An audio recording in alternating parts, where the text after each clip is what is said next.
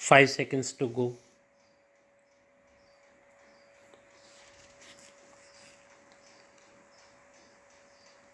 Start.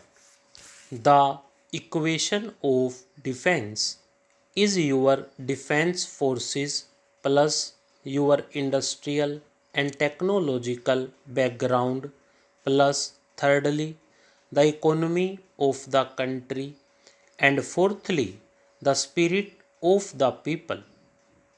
Looking at the countries of the world, there are only two at the present moment which may be termed from the military point of view absolutely in the front rank.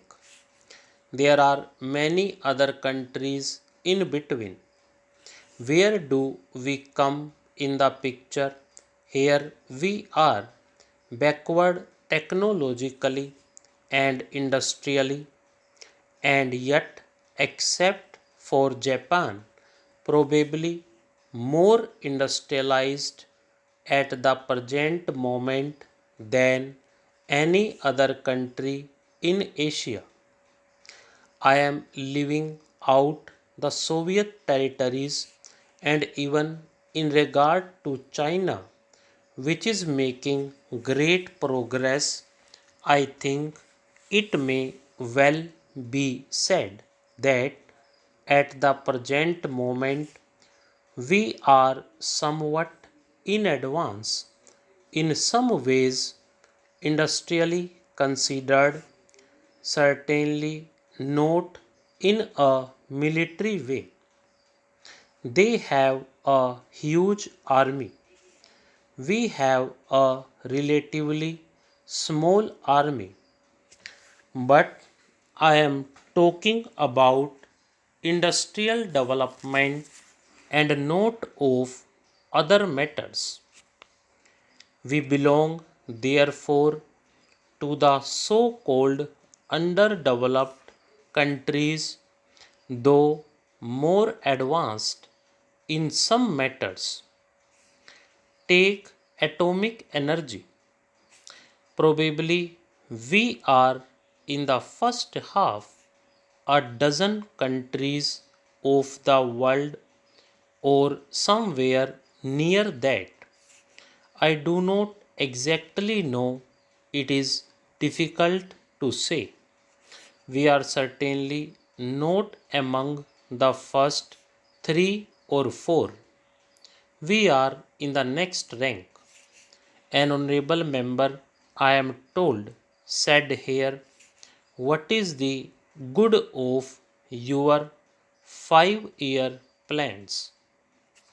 You must concentrate on defense. That is a grave statement to make. But the 5-year plan is the defense plan of the country. What else is it? Because defense does not consist in people going about marching up and down the road with guns and other weapons. Defense consists today in a country being industrially prepared for producing the goods and equipment of defense. The right approach to defense is to avoid having unfriendly relations with other countries.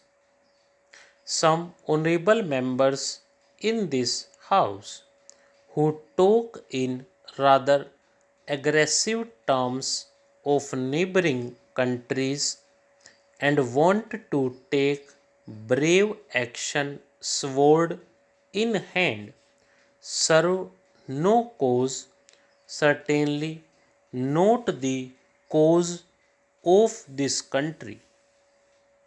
It is one thing for us to be perfectly prepared because, however peaceful our policy may be, no responsible government can take the risk of an emergency arising which it cannot face. This we have to keep in mind at all times. Then we come to the second aspect. The strength of a country develops by industrial growth, which implies the capacity to make weapons of war for the army, the navy, or the force. You cannot develop an isolated industry without a general background of industrial development.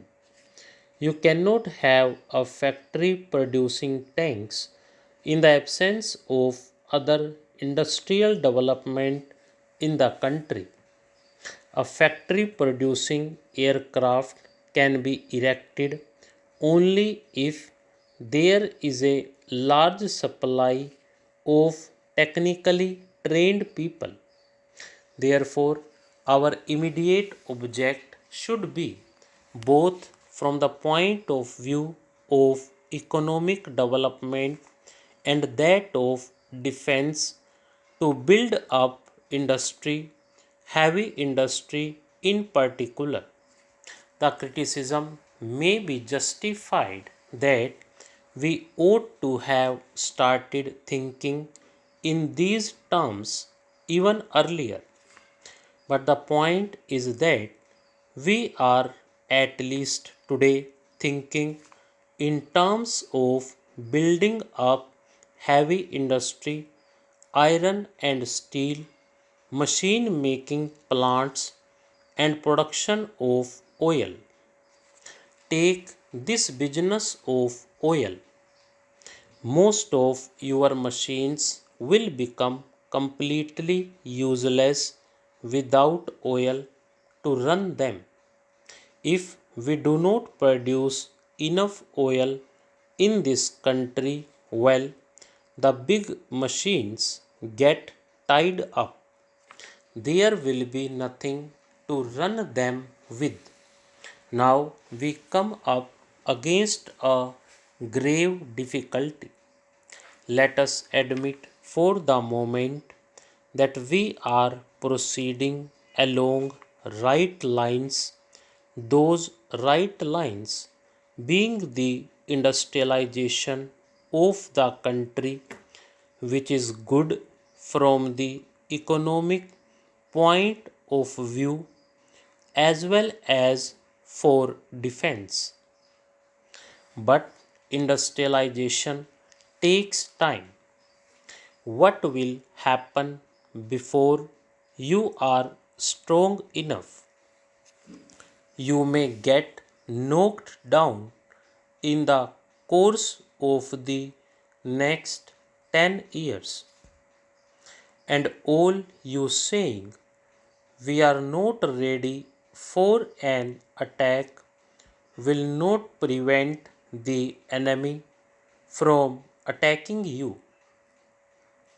This is a difficult problem that every country has to face, to balance immediate danger with consideration of better security later on. If you think too much in terms of immediate danger and concentrate on it, the result will be that you never get strong enough tomorrow and the day after. Your resources are being spent not in productive ways, not in the growth of real strength, but in temporary strength which you buy or borrow from others. You get a machine from outside, you use it, and it does give you some temporary assurance, although it is not very great. But as I told you, if some part goes wrong, you are helpless. And this difficulty has become even more real for us because of recent developments, more especially the military aid that has come in fairly considerable quantity to our neighbor country. I do not think that there is likelihood of war. Stop.